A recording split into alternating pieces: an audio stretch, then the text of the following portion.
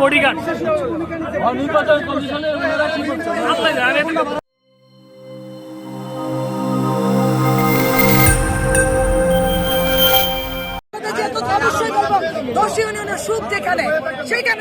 রুমিন ফারহানা গুন্ডা ভাড়া করে আমরা আক্রমণ করছে, আমরা মারধর করছে, এনে পুলিশে আমরা সেভ করছে।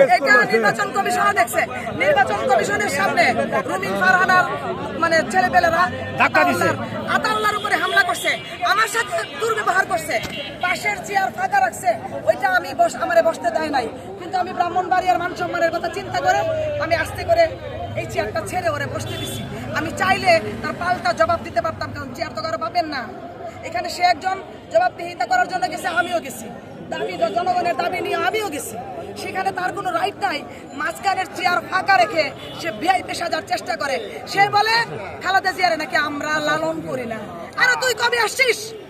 খালেদা জিয়া, দেশনেত্রী বেগম খালেদা জিয়ারে আমরা লালন করি, কারণ ছাত্রদল করছি 17 বছর, তারপর মহানগর বিএনপি করি, 2 বারে মহানগর বিএনপির সদস্য। খালেদা জিয়া রেখে আমরা উইরা আইসা জুইরা বসা এমপি হইছি। এই যে গাড়িটা নিয়ে তুই আসছিস, এই গাড়ি তো হাসিনার আমলে সরকারে দেওয়া। আমরা হাসিনার কোনো জিনিস নেই নাই।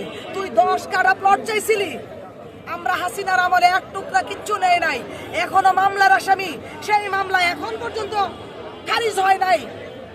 কয়টা মামলা আছে রুমিন ফারহানার নামে বলতে পারেন কেউ? না না আছে, মামলা নাই, কোনো মামলা নাই। 2006 মামলা খাইছিস, এনে আফা তাহলে রুমিন ফারহানা সন্ত্রাস ফলে, তুই কয়বার সন্ত্রাস ফলে, রুমিন ফারহানা সন্ত্রাস ফলে, ঢাকার থেকে সন্ত্রাস ভাড়া করে আমরা লোকের রূপে, আমরা ফোলাবাইদের রূপে, আমরা রূপে আক্রমণ করছে, আমলটা অতর্কিত ভাবে মারধর করছে। কিভাবে না সেটা নির্বাচন কমিশন নির্ধারণ করবে, সেটা নির্বাচন কমিশনের সিদ্ধান্ত হবে কি হবে।